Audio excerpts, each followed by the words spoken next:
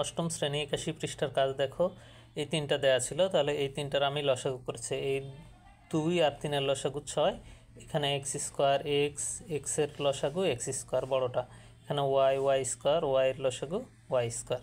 And দেখো এই 3 দ্বারা 6কে ভাগ দিলে 2, আর দেখো এখানে এক্স স্কোয়ার ওয়াই ছিল, তাহলে এক্স স্কোয়ার কাটা ওয়াই স্কোয়ার থেকে একটা ওয়াই কাটা, তাহলে একটা ওয়াই গুণ, আর এই 2 এ আগে থেকে ছিল, এখানে 3b লিখেছি।